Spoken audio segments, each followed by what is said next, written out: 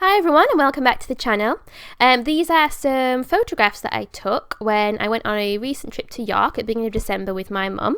So it was quite cold and quite rainy, but it was kind of festive and Christmassy, which was nice.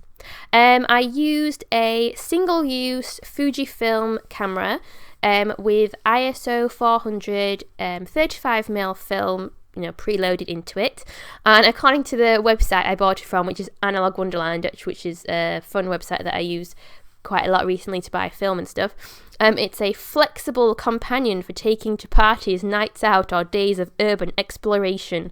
So I guess these were days of urban exploration. And the built-in flash means you'll always be able to catch the moment. I didn't actually use the flash because we were outside pretty much the whole time, apart from when we were in a museum where you couldn't take pictures anyway. But I was pleasantly surprised when I got the film back that although it was ISO 400, so not the highest ISO, it actually held up pretty well with the amount of light that there was. I think it was quite a cold day, but it was also a relatively bright day. So it was definitely daylight, because obviously in these winter months it gets dark by about 3 p.m, so you don't have a lot of daylight hours actually left. But there was enough light to be able to take analog pictures, because analog cameras don't really care for low light levels, at least not in my experience. My limited experience of just messing around and not really knowing what I'm doing. I do really like some of the shots that came back. So this one in particular seems quite festive. It's one of the ones where it's kind of the lowest light that came through, because it was just kind of in a covered, slightly covered area, so obviously the light level is a little bit lower, but I do think that kind of adds to the atmosphere and makes it seem quite festive. Obviously you've got like the Christmas decorations with the stars, so it's just quite fun.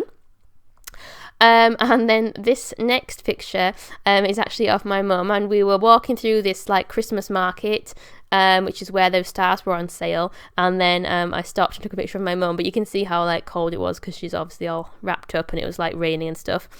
So there was decorations and things in the trees, but I think they probably would have looked more effective at night time when the light would have stood out more than in the daytime. I do really like using disposable or single-use cameras. So apparently, when you get them developed, most labs will then send them back to the manufacturer so that they can then reuse them, put new film in, then I guess resell them, which is more profitable for them, I guess. But also it means that they're not as wasteful as you might think, although I think it depends on the lab that you use, so it's a good idea to maybe check if you're concerned about that. But I do think that the disposable ones are just really simple and easy to use. They're really lightweight and they're very pocket friendly, so you can carry them around really easily, but you can also just stick them in your pocket and it's fine. You don't have to worry about big lenses or anything bulky or heavy or fragile. Obviously they're just made of like cheap plastic, so you don't have to worry too much if you break it or lose it, because it's not something super valuable, so you don't have to be too precious about it.